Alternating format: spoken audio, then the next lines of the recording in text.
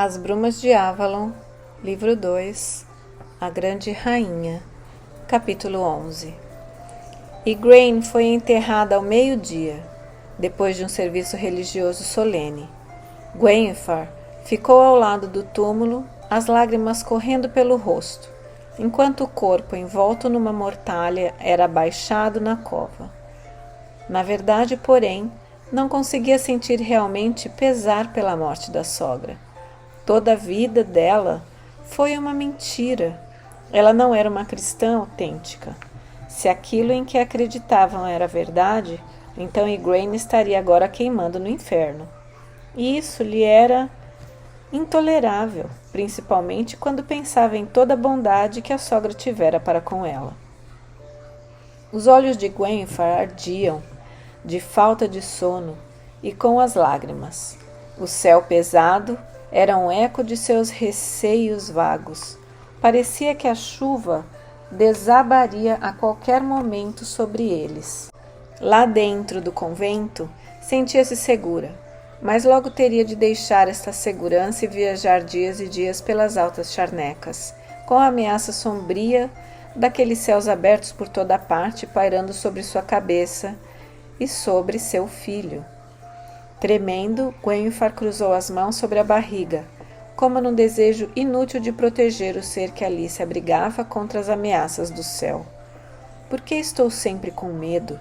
Igraine era pagã e sujeita às artimanhas do diabo, mas eu estou segura e posso chamar o Cristo para me salvar. De que recear sob esse céu de Deus? Não obstante, tinha medo, o mesmo medo insensato que a dominava com tanta frequência. Não devo ter medo. Sou a grande rainha da Bretanha. A única outra mulher que podia usar esse título dorme sob a terra, aqui, grande rainha, e gerando o filho de Arthur. Por que ter medo de qualquer coisa nesse mundo de Deus? As freiras terminavam o hino, voltando do túmulo. Gwenfar estremeceu novamente, apertando o manto. Devia tomar muito cuidado agora, comer bem, descansar bastante, para que as coisas não saíssem erradas como antes. Contou nos dedos, em segredo. Se tivesse sido naquela última vez, antes da sua partida, mas não. Suas regras não se haviam manifestado por mais de 10 domingos, simplesmente não tinha certeza. Ainda assim, estava confiante de que o filho nasceria mais ou menos pela Páscoa. Sim, era uma boa ocasião. Lembrava-se quando Meléas dera à luz ao seu filho, no auge do inverno, o vento uivando lá fora como se todos os diabos esperassem para roubar a alma do recém-nascido. O único desejo de Meléas fora que o padre comparecesse na ala das mulheres para batizar seu filho, quase que antes de ele dar os primeiros vagidos. Não. Gwenfar sentia-se satisfeita por não ter de dar à luz em plena escuridão do inverno, mas para ter um filho estava disposta a enfrentar um parto até mesmo na própria noite do solstício do inverno. Um sino soou, e a abadesa veio em sua direção. Não lhe fez a reverência usual. O poder temporal, disse ela certa vez, nada representava ali. Mas afinal de contas, Gwenfar era a grande rainha, a razão pela qual fez uma inclinação de cabeça com grande cortesia e perguntou: a senhora ficará ainda algum tempo conosco?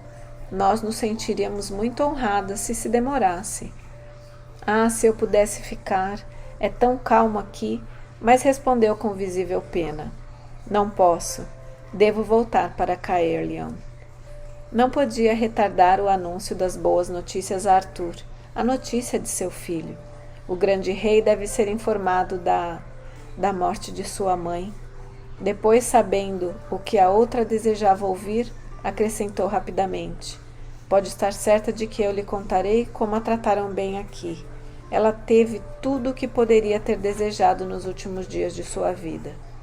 E o fizemos com satisfação, pois gostávamos muito da senhora Igraine. Sua escolta será avisada e estará pronta para partir pela manhã bem cedo, se Deus quiser e nos der bom tempo. Amanhã? E por que não hoje? Perguntou Gwenfar, mas parou. Aquela pressa poderia parecer insultante. Não havia percebido como estava ansiosa para transmitir a notícia a Arthur. Acabar de uma vez por todas as acusações silenciosas de esterilidade. Pousou a mão no braço da abadesa. A senhora deve rezar por mim agora e pelo nascimento normal do filho do grande rei. É verdade, senhora. O rosto da abadesa mostrou a satisfação que ela sentia em ser confidente da rainha. Realmente nós rezaremos. Dará grande prazer às irmãs saber que somos as primeiras a dizer preces para o nosso novo príncipe. Eu farei doações ao seu convento. Os dons de Deus e as orações não podem ser comprados com ouro. Atalhou a abadesa secamente, mas ainda assim parecia satisfeita. No quarto ao lado de Igraine, onde havia dormido aquelas últimas noites, sua criada movimentava-se colocando as roupas e objetos de uso nas sacolas. Quando Gwenfar entrou, olhou para ela e resmungou. Não condiz com sua dignidade de grande rainha viajar apenas com uma única serva, senhora. Ora, qualquer esposa de um cavalheiro teria mais. A senhora deve arranjar mais uma nas casas daqui, e também uma dama para acompanhá-la. Peça a uma das irmãs que a ajude, cortou Gwenfar. Viajaremos mais depressa se formos poucos. Ouvi dizer no pátio que houve desembarques de saxões no litoral sul, resmungou a mulher. Dentro em pouco já não se poderá viajar com segurança por parte alguma deste país. Não seja tola. Os saxões do sul estão comprometidos por meio de um tratado a manter a paz com as terras do grande rei. Sabem o que as legiões de Arthur podem fazer, pois o descobriram na floresta de Celidon. Acredita que queiram dar mais trabalho aos corvos? De qualquer modo, logo estaremos de volta a Caerleon, e no final do verão transferiremos a corte para Camelot, no país do verão. Os romanos defenderam aquela parte contra todos os bárbaros. Nunca foi tomado. Sir Kai está ali agora, construindo uma grande sala para a távola redonda de Arthur, de modo que todos os companheiros e reis possam sentar-se para comerem juntos. Como esperava a atenção da mulher, foi distraída. Esse lugar fica perto de sua terra, não é, senhora? Sim, das alturas de Camelot. Pode-se olhar para além e ver a ilha, que é o reino de meu pai. Na verdade, eu estive ali quando menina, disse, lembrando-se de que, quando pequena, antes mesmo de ter ido para a escola das freiras em Innisvitrin, fora levada até as ruínas do velho forte romano.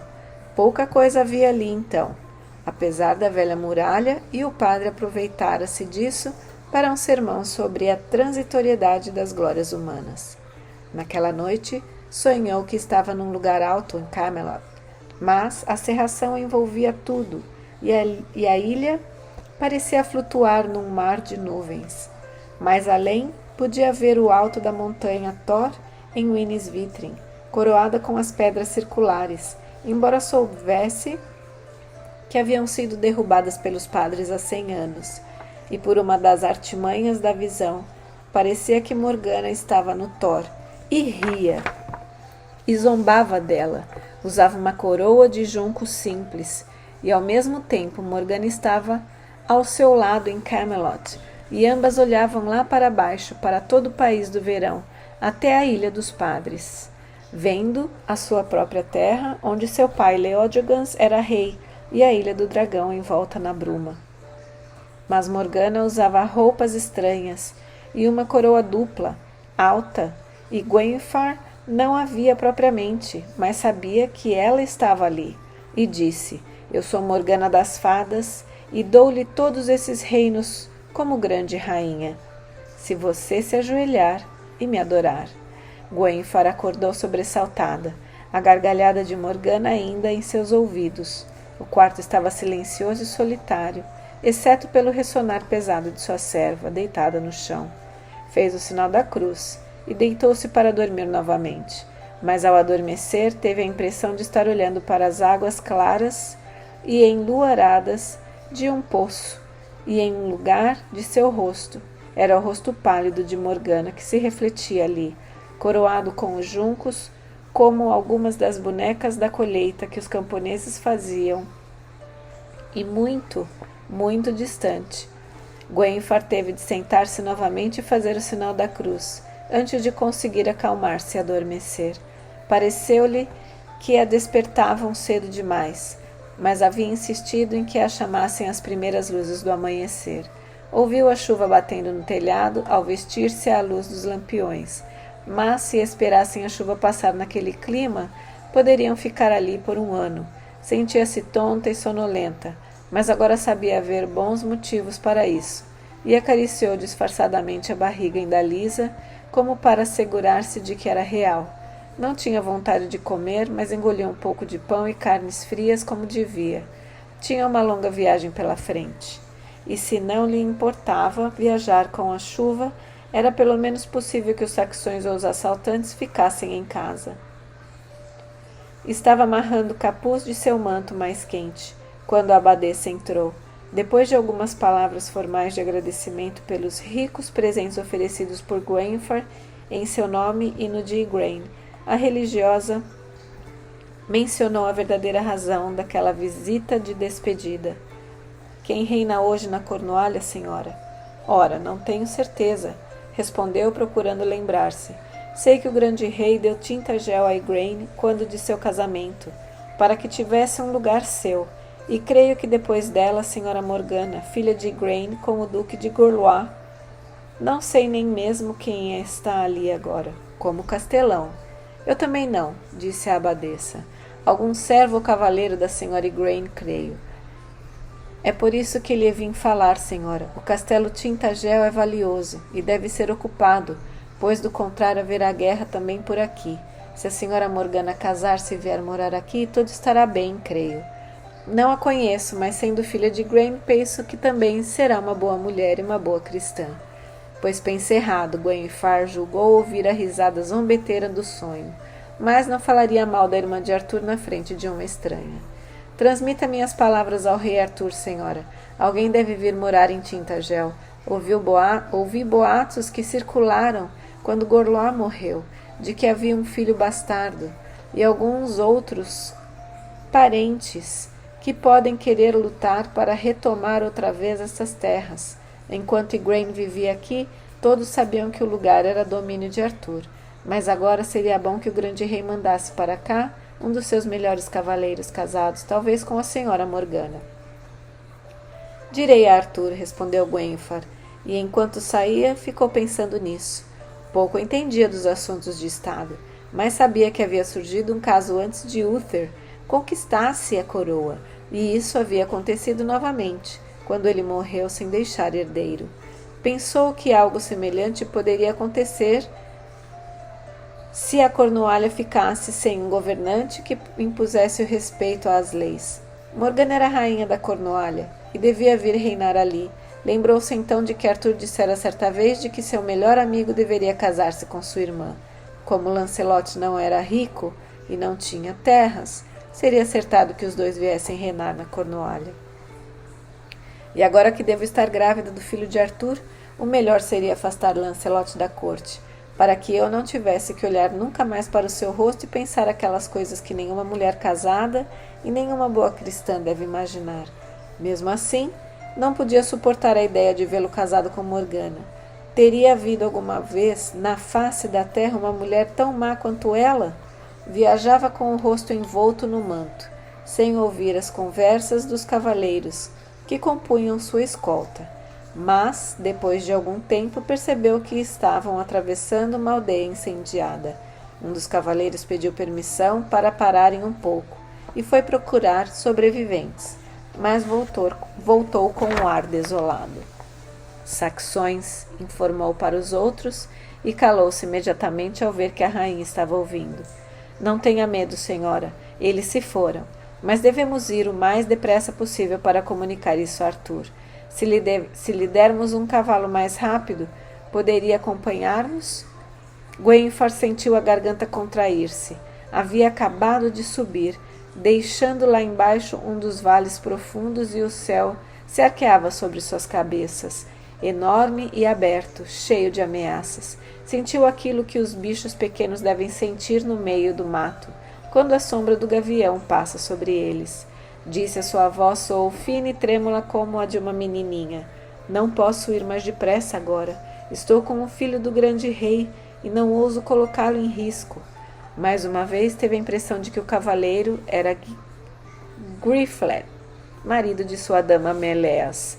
Continha-se para não falar, fechando a boca com um estalo. Ele disse por fim, disfarçando a impaciência. Então, senhora, seria melhor que a levássemos para Tintagel, ou para qualquer outra grande casa nesta área, ou de volta para o convento, para que possamos ir rapidamente e chegar a Caerleon antes do amanhecer de amanhã. Estando grávida, a senhora certamente não poderá viajar durante toda a noite. Permitirá que um de nós a leve e a sua serva de volta para Tintagel, ou para o convento. Gostaria muito de estar novamente atrás das muralhas, se há saxões por aí, mas não devo ser covarde. Arthur deve ter notícias de seu filho, e por isso teimou. Não pode um dos senhores correr a Caerleon enquanto o resto continua a viagem no meu ritmo? Ou não será possível contar um mensageiro para levar rapidamente essa mensagem?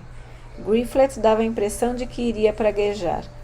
Eu não posso confiar em nenhum mensageiro contratado agora, e nesta área, senhora, e nós somos poucos até mesmo para uma região em paz, mal dando para sua proteção.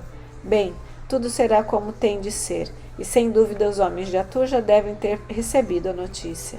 Afastou-se pálido, com os maxilares apertados, parecendo tão irritado que teve vontade de chamá-lo de volta e concordar com o que ele dissera, mas repetiu-se firmemente de que não devia ser covarde.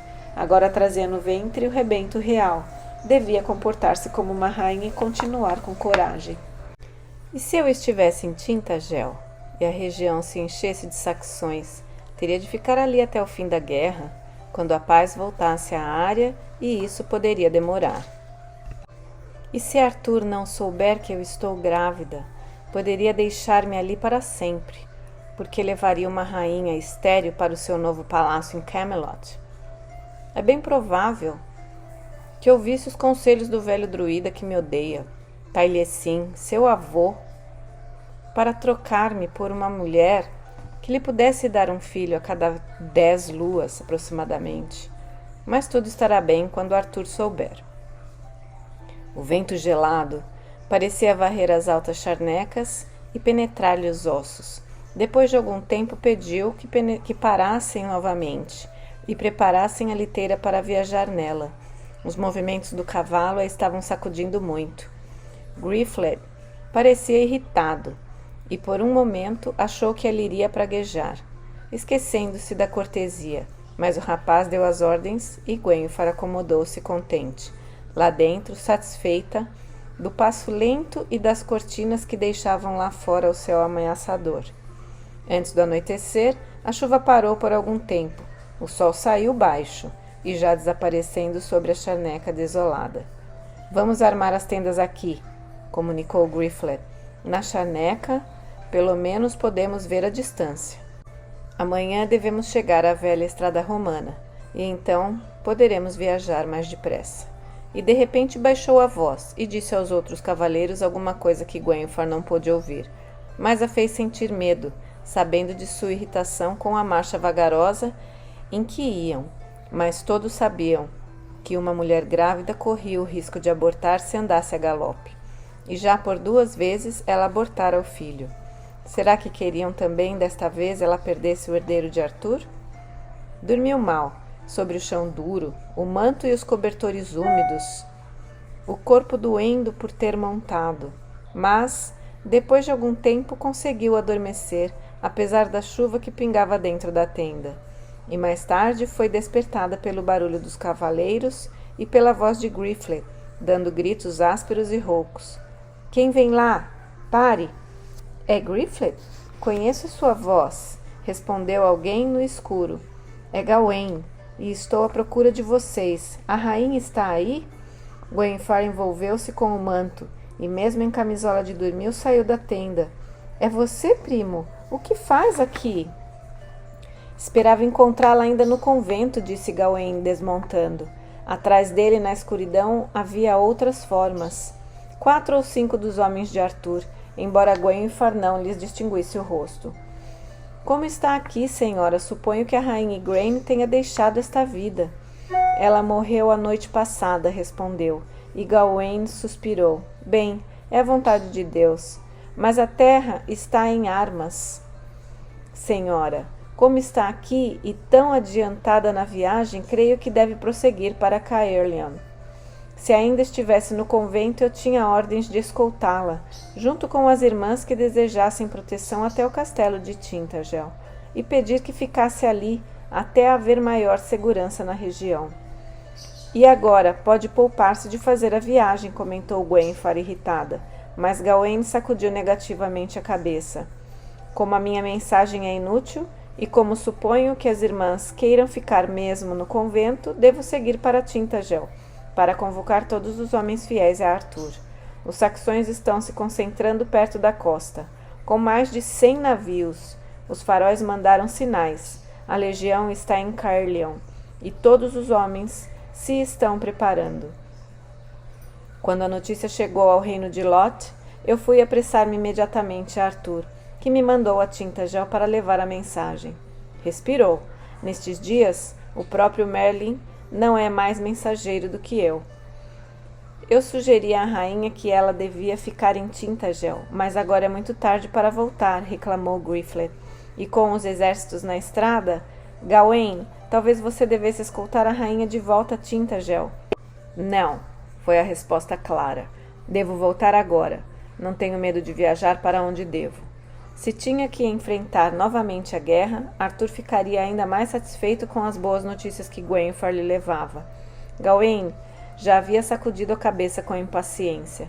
Não posso atrasar-me acompanhando o ritmo da viagem de uma mulher, a não ser que fosse a Senhora do Lago, capaz de cobrir num dia a mesma distância que qualquer homem a cavalo.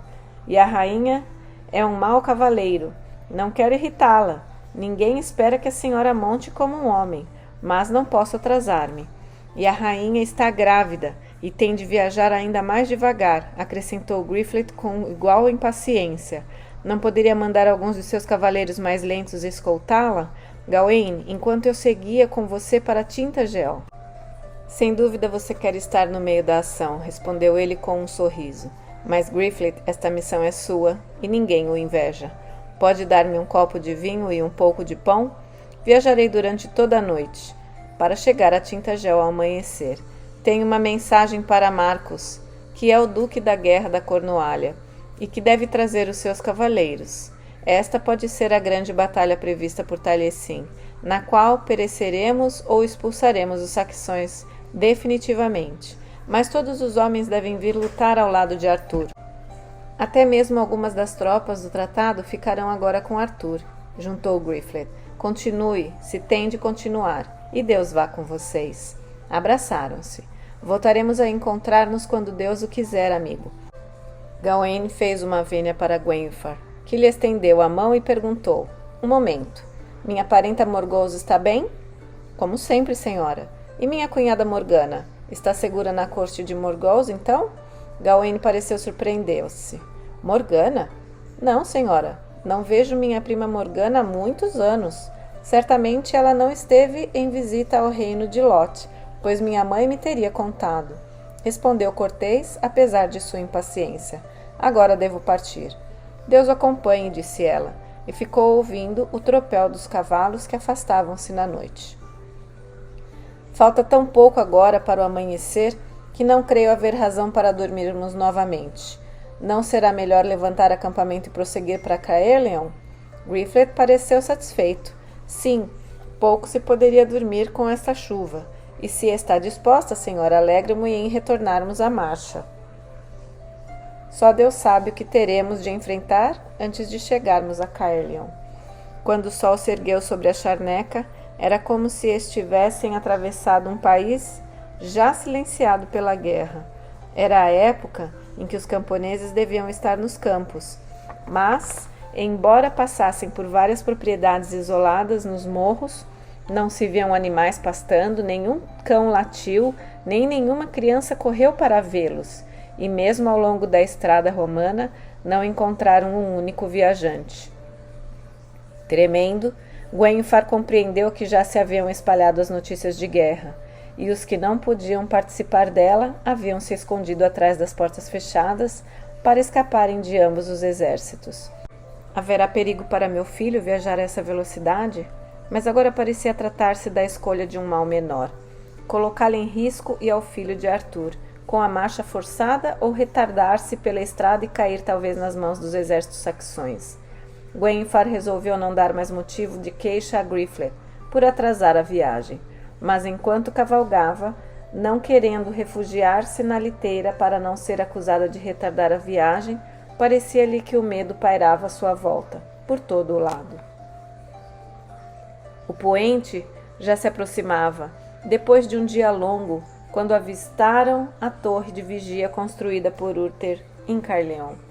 A grande bandeira vermelha do Pendragon flutuava ao alto, e Gwenfar benzeu-se ao passarem sob ela. Agora que todos os cristãos vão enfrentar os bárbaros, será certo que esse símbolo de uma velha fé demoníaca sirva para reunir as armas de um rei cristão?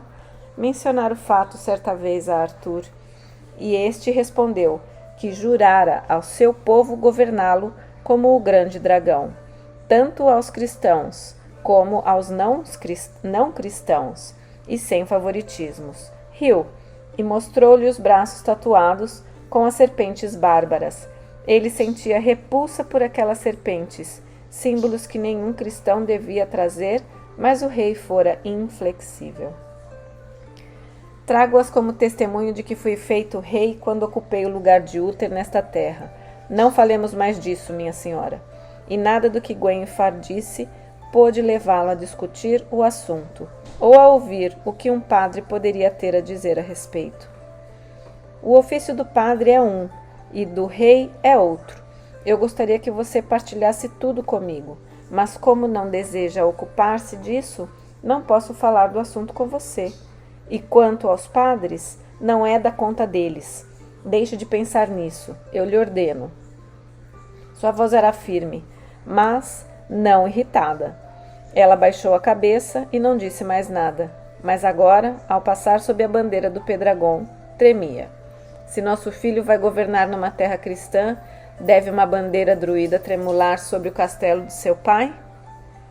Atravessaram lentamente os exércitos acampados na planície à frente de Caerleon. Alguns dos cavaleiros, que conheciam bem, vieram acalmar sua rainha, e ela sorriu e acenou para eles. Atravessaram o campo dos homens de Lot, nortistas com lanças e longos machados, envoltos em suas roupas de tintas grosseiras, e sobre os quais flutuava a bandeira de Morrigan, o grande corvo de guerra, o irmão de Gawain, Gaetheres. Aproximou-se e fez-lhe uma reverência, caminhando depois ao lado do cavalo de Griflet, enquanto se aproximavam do castelo. Meu irmão o encontrou, Griflet? Ele tinha uma mensagem para a rainha. Encontrou-nos quando já tínhamos feito um dia de viagem, informou Gwenfar, mas então era mais fácil continuar até aqui. Vou acompanhá-los até o castelo. Todos os companheiros de Arthur estão convidados a jantar com o rei, contou Gaetheres. Gawain ficou irritado de ter que ir com as mensagens, mas ninguém ainda mais depressa do que meu irmão, quanto necessário. Sua mulher está aqui, Griflet, mas já se está preparando com a criança para ir para o novo castelo. Arthur quer que todas as mulheres se mudem, pois podem ser melhor defendidas ali, pois ele só pode dispor de poucos cavaleiros para isso. Para Camelot, o coração de Gwenfar quase parou. Tinha feito todo o percurso desde Tintagel para dar a Arthur a notícia de seu filho e agora ele a mandaria para Camelot. Não conheço aquele estandarte, falou Griflet, olhando para uma águia dourada esculpida num mastro. Parecia muito antiga. É o estandarte de Gales do Norte, Uriens. Está aqui, com Avaloc, seu filho. Uriens afirma que seu pai o tomou dos romanos há mais de 100 anos. Até pode ser verdade, Os homens dos montes de Urien são combatentes vigorosos, embora não diga isso quando me podem ouvir. E que estandarte é aquele? Perguntou outra vez Griflet, e embora a pergunta fosse dirigida a Gaheris, foi Gwenhwyfar quem respondeu. É o estandarte de meu pai, Leodrogans, a bandeira azul com a cruz dourada. Ela mesma, quando moça no país do verão, ajudara as damas da corte de sua mãe a bordar a bandeira do rei. Contava-se que seu pai a escolhera, depois de ouvir uma história segundo a qual um dos imperadores de Roma viu o sinal da cruz no céu, antes de uma de suas batalhas. Poderíamos agora estar lutando sob esse símbolo, e não sob as serpentes de Avalon. Estremeceu e Gaheris olhou-a interrogativamente. Tem frio, senhora? Devemos continuar até o castelo Griflet, pois Arthur está à espera da rainha. Deve estar cansado da viagem, senhora, disse Griflet, olhando-a com simpatia, mas dentro em alguns momentos estará novamente ao cuidado de suas damas. Ao se aproximarem dos muros do castelo, muitos companheiros de Arthur, que a conheciam, acenaram-lhe e gritaram seu nome, de maneira cordial e informal. No ano que vem, nesta época, eles estarão saudando seu príncipe, pensou. Um homem corpulento e de passo trôpego com armadura de couro e um elmo de aço atravessou-se no caminho. Parecia ter tropeçado, embora tivesse feito uma curvatura para Gwenhwyfar, e ela pudesse ver que o fazia deliberadamente e que se havia colocado de propósito em seu caminho. Senhora, minha irmã, não me conhece?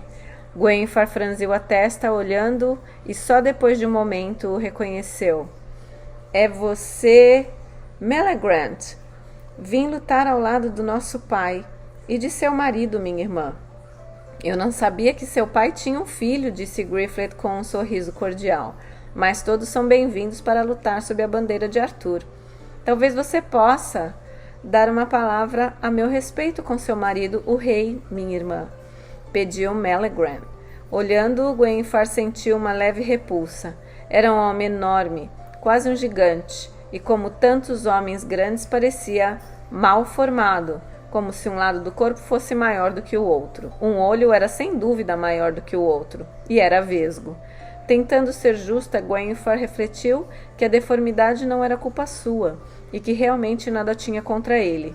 Havia sido, porém, uma arrogância dirigir-se a ela como irmã na frente de todos, e agora segurava-lhe a mão como se a fosse beijar, sem pedir-lhe licença. Fechou-a e retirou-a. Tentou falar com firmeza. Sem dúvida, quando você merecer, Melegrant. Meu pai falará de você, Arthur, e ele o fará um de seus cavaleiros. Sou apenas uma mulher e não tenho autoridade para prometer-lhe isso. Meu pai está aqui? Está com Arthur no castelo, respondeu Melegrant aborrecido, enquanto eu fico como um cachorro, aqui fora, com os cavalos. Não me parece que você tenha direito a mais do que isso, Melegrant. E a voz de Gwenhwyfar era firme. Ele lhe deu um lugar ao seu lado, pois sua mãe foi, outrora, uma de suas favoritas. Melegrant retrucou rispidamente. Todos sabem tão bem quanto minha mãe que sou o filho do rei, seu único filho vivo. Irmã, fale com nosso pai, em meu favor. Gwenhwyfar retirou a mão, evitando as muitas tentativas de Melegrant de segurá-la. Deixe-me ir, Melegrant. Meu pai diz que você não é filho dele. E como posso eu dizer mais alguma coisa? Não conheci sua mãe, e este é um assunto entre você e meu pai. Mas você deve ouvir-me, insistiu ele, procurando-lhe a mão, até que Griflet interpôs-se. Vamos, você não pode falar assim à rainha, ou Arthur servirá a sua cabeça em um prato durante o jantar. Tenho a certeza de que o rei lhe concederá o que for justo, e se você lutar bem por ele nesta batalha, não há dúvida que o colocará entre os companheiros. Mas você não pode perturbar a rainha desse jeito. Melegrant voltou-se para Griflet, crescendo sobre ele, até que este, embora talvez bastante alto e atlético, parecesse uma criança e disse: Você vai querer me dizer o que eu posso ou não conversar com a minha irmã, seu idiota? Griflet levou a mão à espada. Estou incumbido de escoltar a rainha, e cumprirei essa missão. que me foi dada por Arthur. Saia do caminho, ou eu o tirarei à força. Você e quem mais? Zombou Meleagran, animando-se com um riso feio. Eu, entre outros, intrometeu-se Gatheris, colocando-se rapidamente ao lado de Griflet. Como Gawain era um homem muito corpulento, que daria 2 do estilo e esbelto Griflet, e eu, disse Lancelot, saindo da escuridão e caminhando rapidamente para o cavalo de Grenfar, que quase chorou de alívio. Nunca ele lhe pareceu mais bonito do que naquele momento, e embora fosse esbelto e não muito corpulento, havia alguma coisa em sua presença que fez Meleagran recuar. Este homem a está incomodando, minha senhora Grenfar? Ela engoliu em seco e acenou com a cabeça, vendo para seu medo que não tinha voz para responder. Meleagran perguntou: E quem é você, camarada? Cuidado, recomendou Gatheris. Não conhece o Sr. Lancelot? Sou o capitão da cavalaria de Arthur, respondeu Lancelot com o seu ar despreocupado. E o campeão da rainha. Tem alguma coisa a dizer? Minha conversa com minha irmã, disse Meleagran. Gwenfar, estridente, respondeu: Não sou irmã dele. Este homem se diz filho de meu pai, porque sua mãe foi, por algum tempo, uma das mulheres do rei. Ele não é filho do meu pai, mas um palhaço de nascimento servil, que vem do campo, embora meu pai tenha sido bastante bom para dar-lhe um lugar em seu séquito. É melhor você sair do caminho, disse Lancelot, avaliando Meleagran com desprezo, e era fácil ver que este o conhecia, e não desejava medir-se com ele. Recuou, dizendo com uma voz sombria: Você se arrependerá algum dia, Gwenfar. Lancelot estava, como sempre, muito bem vestido, com uma túnica e um manto vermelhos. Tinha o cabelo cuidadosamente cortado e penteado, a barba feita. As mãos pareciam macias e brancas, como as de Gwenfar, embora ela soubesse que eram fortes e duras como o aço. Estava mais belo do que nunca, e chegara exatamente a tempo de salvá-la de um encontro desagradável com Meleagran. Sorriu sem querer, e foi como alguma coisa que resolvesse no mais íntimo de Gwenfar. Não devo olhar para ele assim agora. Vou ser a mãe do filho de Arthur. Senhora, não há de querer passar pelo grande salão com essas amassadas roupas de viagem. Choveu durante a maior parte da viagem? Permita que eu a leve com a criada até o portal lateral, de onde poderá ir diretamente para os seus aposentos refrescar-se, para depois saudar meu senhor Arthur no salão, quando tiver mudado de roupa e bem aquecida. Você está tremendo. Não está um vento muito frio para você, Gwenfar? Ele sempre tivera o privilégio de tratá-la pelo nome, sem as expressões formais minha senhora ou minha rainha, mas nunca esse nome tinha soado, ou havia soado mais docemente em seus lábios. Como sempre você se preocupa comigo, sorriu a rainha, deixando que ele conduzisse o cavalo. Griflet, anuncie ao rei que a senhora chegou bem e está em seus aposentos. E você, Gatheris, volte para junto de seus companheiros. Eu conduzirei a rainha.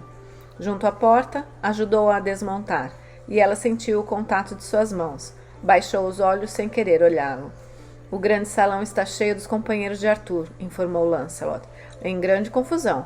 A távola redonda foi levada há apenas 3 dias em 3 carroças para Camelot, e Kai a acompanhou para instalá-la no novo salão. Agora, um cavaleiro foi mandado às pressas para chamá-lo de volta, e também a outros homens que possam montar, no país do verão.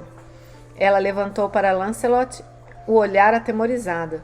Gawain falou-nos de invasões dos saxões. É esta a guerra que Arthur temia? É a guerra que há muitos anos sabíamos que aconteceria. Foi a resposta tranquila. É para ela que Arthur vinha treinando suas legiões, e para a qual eu venho preparando a cavalaria. Quando terminar, talvez tenhamos a paz que desejamos, durante toda a minha vida e durante toda a vida de Uther. De repente, ela o envolveu em seus braços. Você poderá ser morto, murmurou. Era a primeira vez que tinha coragem de fazer aquilo.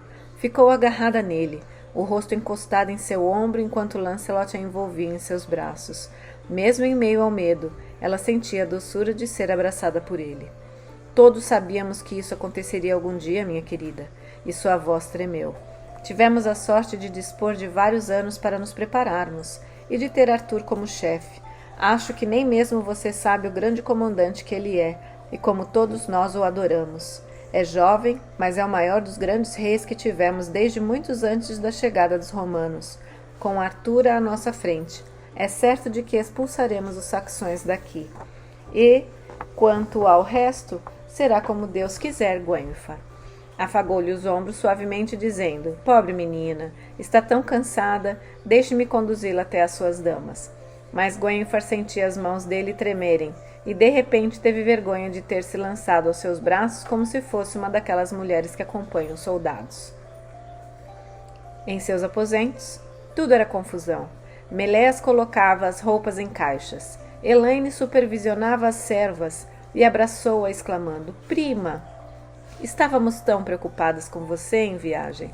Esperávamos que recebesse a mensagem antes de deixar o convento e ficasse a salvo em Tintagel. Não. Igraine morreu. Gawaine nos encontrou quando já tínhamos feito um dia inteiro de viagem, e além disso meu lugar é ao lado de meu marido. Senhora, Griflet voltou junto? Perguntou Meléas. Ele acompanhou-me até aqui, respondeu Gwenfar com um aceno de cabeça. Você o verá no jantar, suponho. Ouvi Gatheris dizer que os homens dos companheiros de Arthur tinham sido convidados para o jantar do rei. Se é o que pode chamar isso de jantar, ironizou Meléas. É mais como uma refeição de soldados. Este lugar está como um acampamento armado e vai piorar ainda mais. Mas Elaine e eu fizemos todo o possível para manter as coisas em ordem. Ela sempre fora uma jovem sorridente e bem-humorada, mas agora parecia preocupada e cansada. Coloquei todos os seus vestidos e as coisas de que pode precisar para este verão em caixas, de modo que a senhora poderá partir para Camelot pela manhã. O rei disse que todos teríamos de ir juntos, pois o palácio está praticamente pronto para ser ocupado, com o trabalho feito pelo Kai. Mas nunca pensei que fôssemos para lá, assim, nessa pressa, quase que sitiados. Não, pensou Gwenfar. Passei viajando todos esses dias e agora não vou voltar novamente à estrada. Meu lugar é aqui. O meu filho tem o direito de nascer no castelo de seu pai. Não permitirei que me mandem outra vez daqui para ali, como se fosse uma bagagem. Tenha calma, Meléas. Talvez não haja tanta pressa assim. Mande alguém buscar água para lavar-me e traga roupa que não esteja molhada nem suja de lama da viagem. E quem são essas mulheres? Essas mulheres, ao que se verificou, eram as esposas de alguns dos companheiros e de alguns dos reis vassalos de Arthur, que iriam com elas para Camelot. Era mais fácil que viajassem todos num só grupo, e lá estariam a salvo dos saxões. É perto de sua terra, disse Elaine, como se isso pudesse vencer a resistência de Gwenfar. A senhora poderá visitar a esposa de seu pai e seus irmãos e irmãs. Ou, enquanto o rei Leodegrance estiver na guerra, sua madrasta poderá viver conosco em Camelot. Isso não seria agradável a nenhum de nós, pensou Gwenfar, e em seguida teve vergonha de si mesma. Pensou em acabar com toda aquela discussão dizendo em poucas palavras: estou grávida e não posso viajar. Mas desistiu, ao pensar nas numerosas perguntas que teria de responder. Arthur devia ser o primeiro a saber.